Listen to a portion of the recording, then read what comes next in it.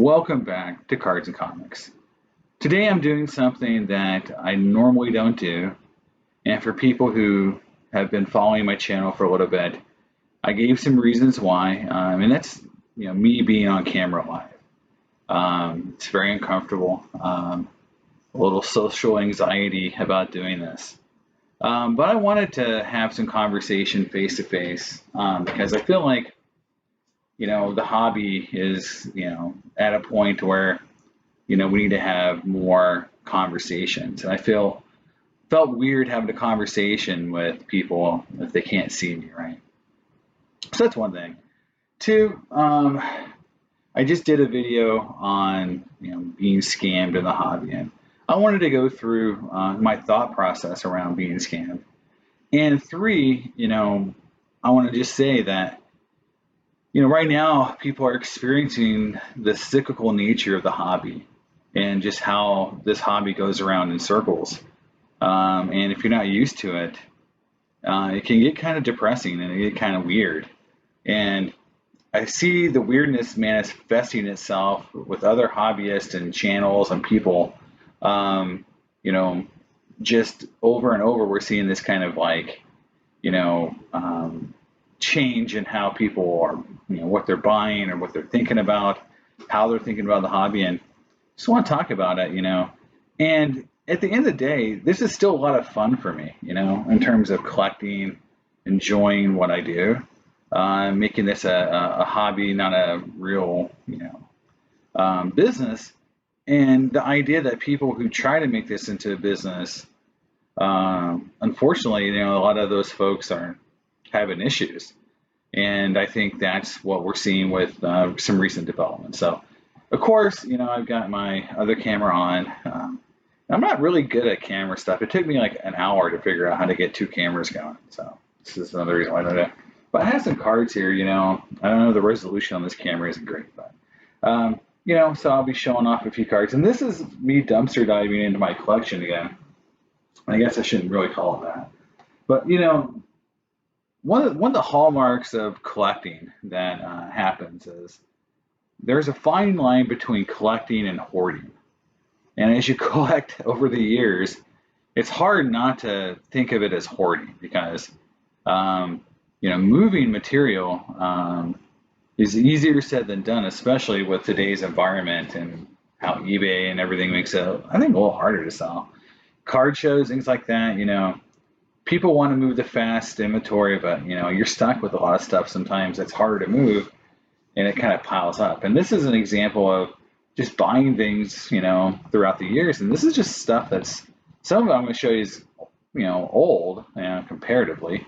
But some is just like 2 years ago, or a year ago. And it feels like that's a long time ago in the hobby. But anyway, back to, the reason why I wanted to have, this face-to-face conversation. One thing is, the hobby itself. So if you're in it long enough, two things are going to happen. One, you're going to get scammed. Someone's going to take advantage of you somehow. Like, I can't predict the hundreds of ways that something bad's going to happen, but it's going to happen. And it's unfortunate, but you kind of have to almost take that risk into your daily hobby life, that at some point I'm going to make a mistake and I'm going to get scammed. That's, number one. Number two, you're going to make a mistake that's based on greed at some point. And I kind of point this out in the scammer video, but I wanted to go into a little bit more detail about it because, what's happening with the Logan Paul $3.5 million issue, the Mark's Cards issue, the backyard break guys. I mean, all this boils down to people making mistakes because of money and greed. And if you're in the hobby long enough, you'll make a similar mistake. Maybe not to those levels, but you'll lean into something, buy something, do something that's not going to be based on knowledge or self-interest. It'll be because you'll think, I'm going to make money on it, or I'm going to get something, that's too good to be true. right?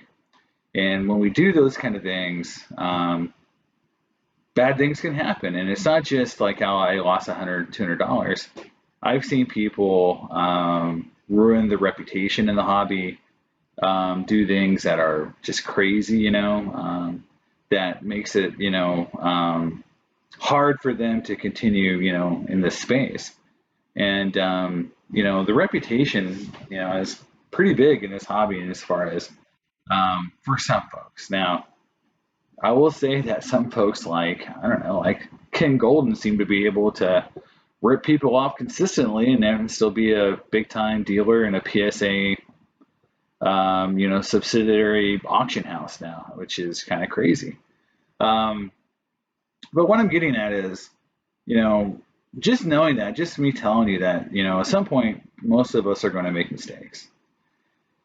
And it's how you come out of those mistakes. That's big. Do you make it right? Do you avoid it in the future? Do you let it become a habit? And I think we see different people dealing with those issues differently in the hobby. And we were seeing people making mistakes and then owning up to it, but other people continuously make the same mistakes. And I think, and unfortunately in the hobby, since there's no regulation, there's no oversight, there's nothing really protecting us. You have to kind of figure out who you can trust and who you can't. And, I kind of went into one of my big, mistakes when I talked about the 79 Peachy Gretzky rookie I bought raw, which is dumb. Like, don't buy raw O-Pee-Chee rookies of Gretzky because they're probably fake. Just like don't buy raw 86 Jordans. They're probably fake. Pretty simple rule to follow, and I didn't because, again, I got like stars in my eyes, Thought I was going to like make something, great deal happen, It's one. You know, um, as you're thinking about making these kind of deals, one thing I would also say is, if you went back and you're in the hobby for a long time, you're going to make really good deals and really, really bad deals. And if you stress about the money you lost or the money that you could have made, the hobby becomes a lot less fun because we all, do those kind of things. And, I don't believe those are things that should define, like how much enjoyment you get out of the hobby. So I know a lot of people have been talking a lot. In fact, I hear so many articles or so many, YouTube videos about what to buy, not based on, like, design aesthetics or coolness of the card or anything like that. It's just about what the card could eventually be worth in the future to sell. And I think, so many channels are so focused on that it's like it's hard to understand, why you would buy a card for any other reason. And I think that is dangerous because, in the end, the hobby itself is closer to what it was like in 2018 than 2020, let's say, or, April of last year, right, when the hobby was, just going vertical in terms of growth and card gains, right? So when I talk about 2018 and beyond is the way the hobby operated back then was pretty much like this.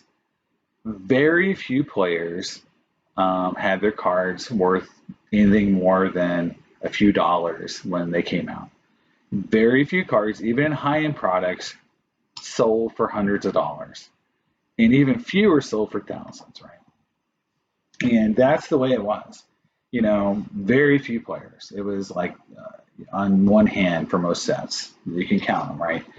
And that was how it was. And so base cards were virtually, unheard of. There was a few base cards out there like the Trout rookie and, you've Steph Curry and a few of those guys. But in general, the newer guys' rookie cards really weren't worth that much. And that's, it took an extraordinary performance to make cards, of base rookies to be worth something. And what you're seeing now is the correction isn't just happening, on base rookies or whatever. What we're seeing is again, it's collapsing back down to the few players rule. And whereas in the past, in 2020 and 21, where you saw any player you graded, that was a rookie that had any talent would, be worth money. Now those things are not true, and you're seeing things just go kind of south on that side of it. And the reason why I'm talking about it is because, when PSA shut down and people couldn't grade cards and make it really cheap to get PSA 10s of these players, the economy of the market really slowed down. And when I wrote my second or third video I ever put out on YouTube, I said the reason why the sports card economy of that time, and that was I think around June or July of 2020 when I wrote that. Maybe it was later. I gotta go back and look when that was, first put out there.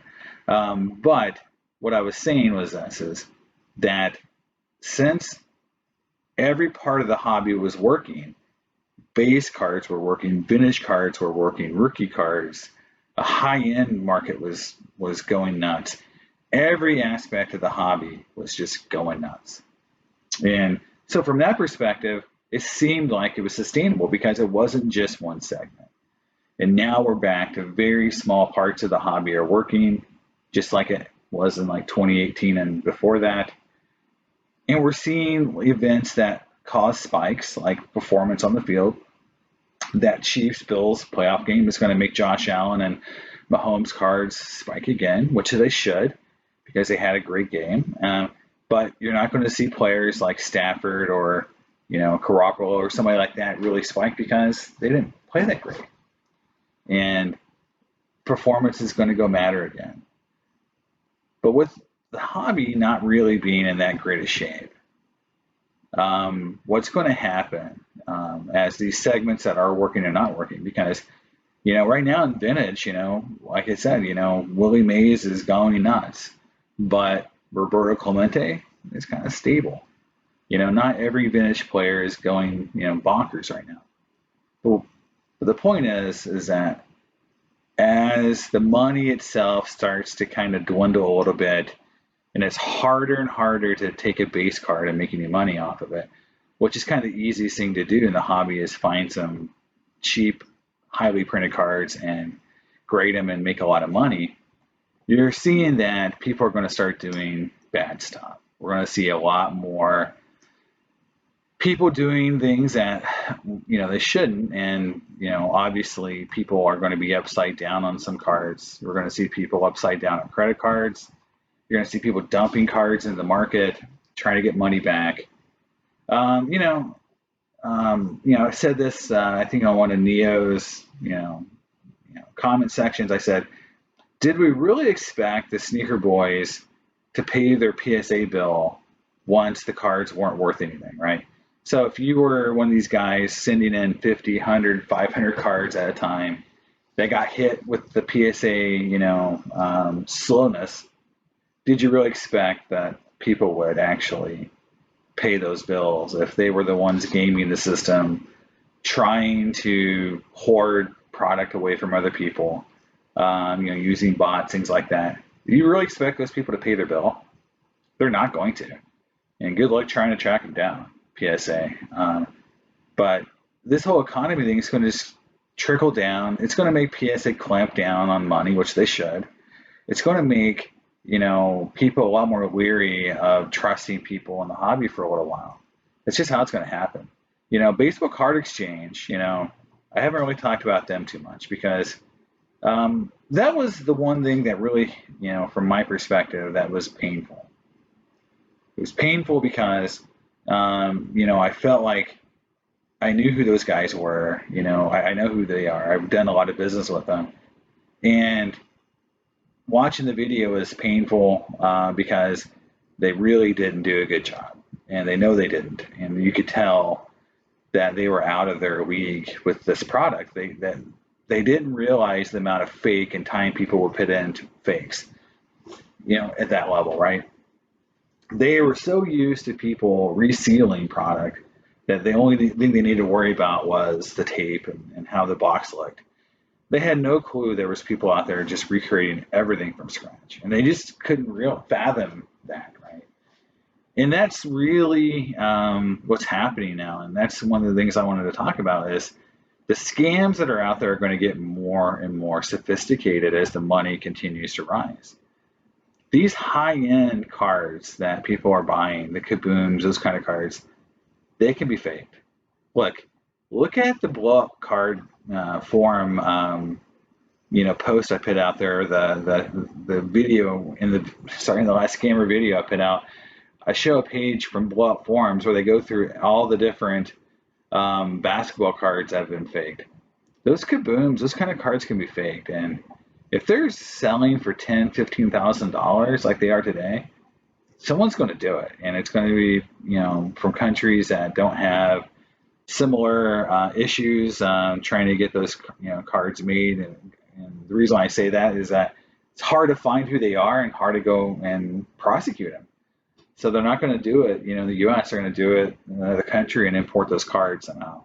But that's already happened.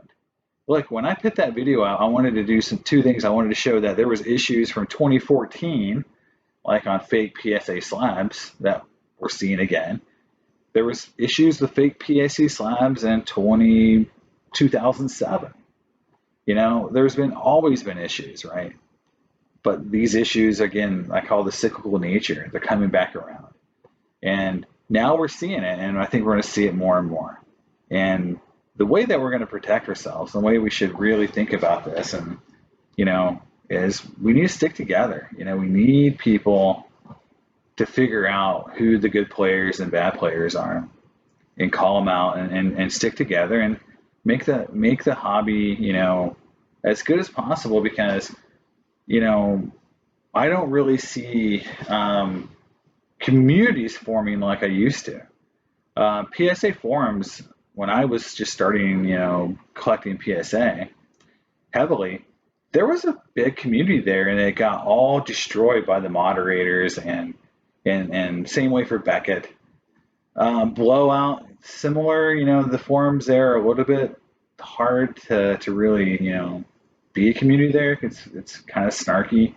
And so it's like there's Net54 and other groups out there for vintage cards. I know there's Facebook groups and all these different groups. It seems very fractured. And finding your way to get to a community you can really be a part of is hard. One of the reasons I started this channel was to find a community after I left one. And in that, I have not been successful. I've not found people in this area that I can really hang out with and talk about cards. And then on YouTube and Instagram and other places, 90% of the time it's either people trying to sell me something or get into a box break, but it's about money 90% of the time.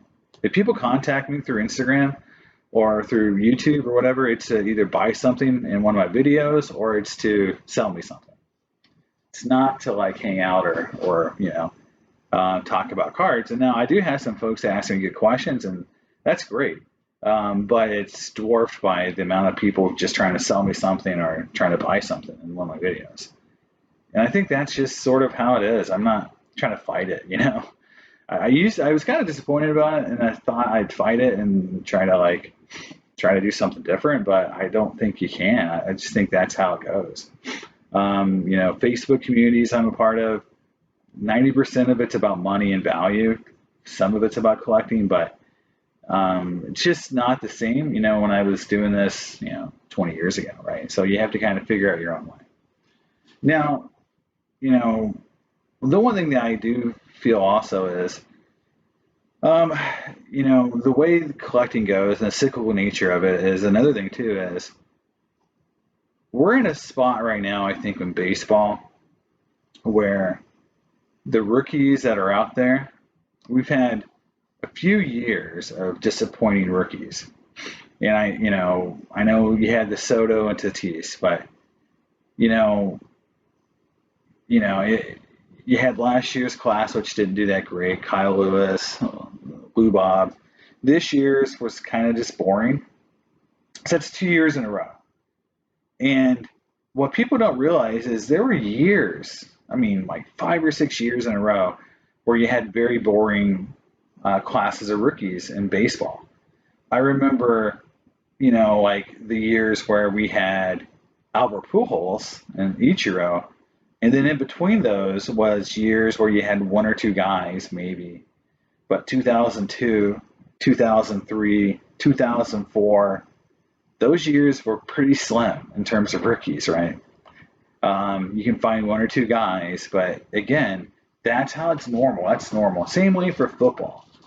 Football, you had 2000, 2001, Drew Brees, you had 98, Randy Moss, Peyton.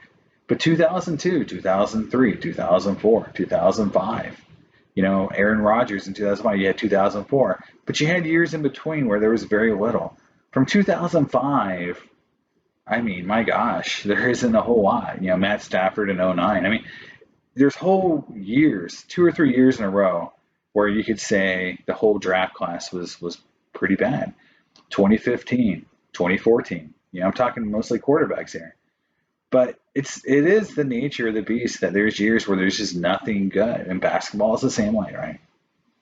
I think we're facing that. So in the middle of this kind of like hobby reset where the high end's working, but the low end's not. The middle tier is gone because PSA is not around for grading. SGC is kind of filling the gap a little bit. BGS is out of the picture. Um, you know, on top of it, we're getting bad rookie classes. Nothing is that exciting. Baseball, we'll see what happens next year. But if Wander Franco isn't just a superstar stud, I don't know who's coming up that's going to, Julio Rodriguez.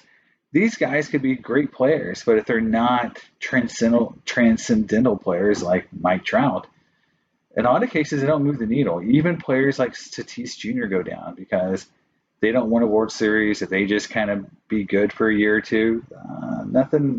Why buy their cards, right? And I think that's what we're going to see. I think we're going to see, combined with the downturn, the scamming, a couple bad draft classes, and man, you're going to see, some really interesting things happening with people and their value of cards. So, and you're going to see people probably getting into other parts of the hobby, maybe not cards, maybe something else.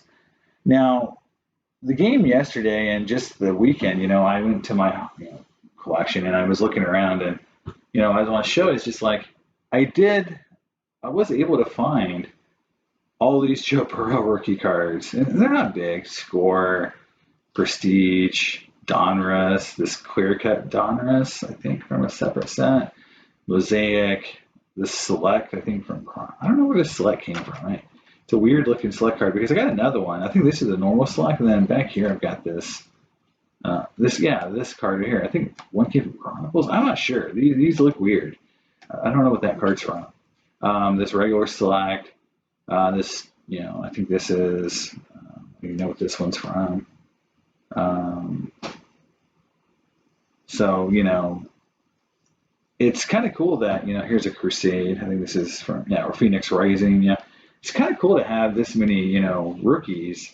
And you can see some of them had the price tag on. I mean, some of them were $10. Some of them were, a few dollars. Got some more down here too. Sorry.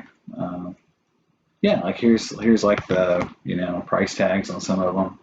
When I bought them at, local stores, it's like, I don't know. I've got what, 2, 4, 6, 8, 10, 12, 14, 16, like 20 Joe Burrow rookie cards.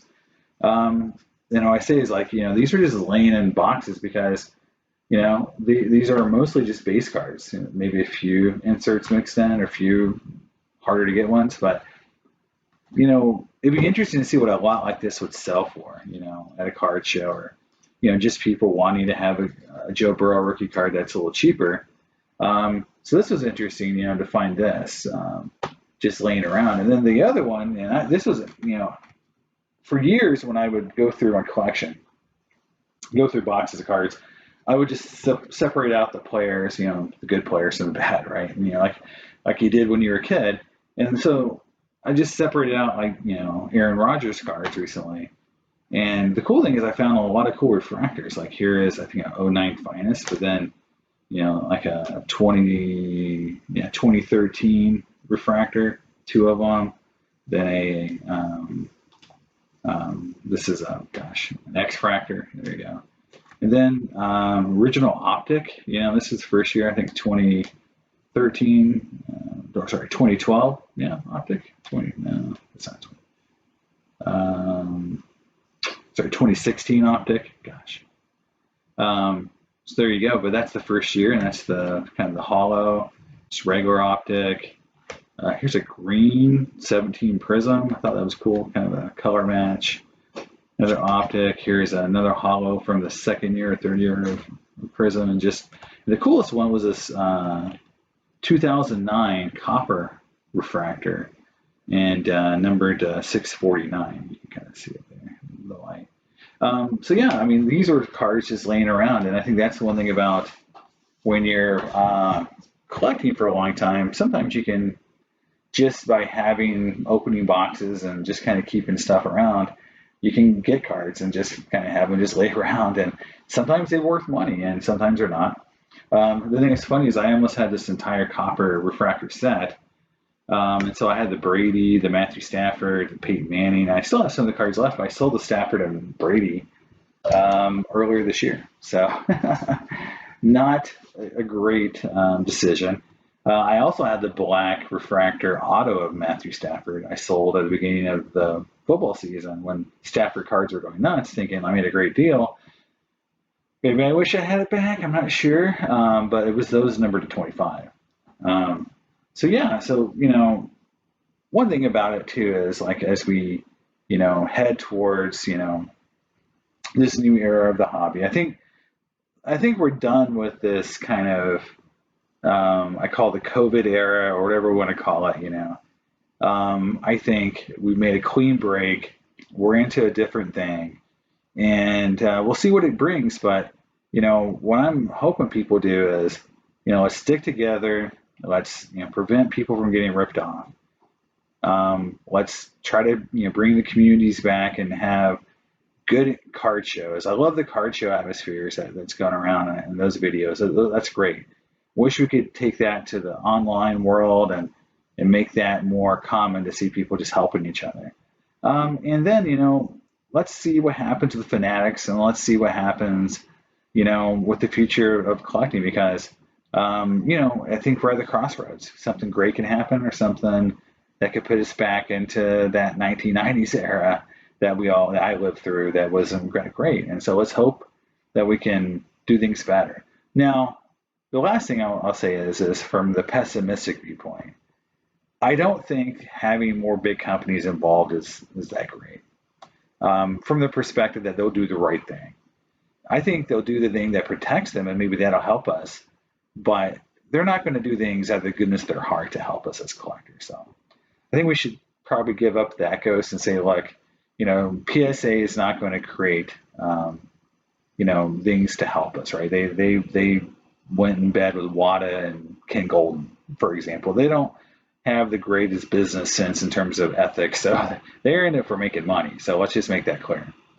So from that perspective, again, it's about collectors holding them accountable. So let's not let the big companies run over us, and let's stick together, because at the end of the day, we give them the money. They don't just come to our house and take it from us. We give it to them. So that's it for today. I wanted to have, a one-on-one talk, and, and just do something different, and hopefully you like it. And if you like it, let me know, and we'll do it more often. I might go live one day if people want a live feed. I don't think I'm popular enough for that to do live, but if some folks want to chat, I'll do it, and I'll try to create some more community feeling. So I'll see you next time. Talk to you later. Bye.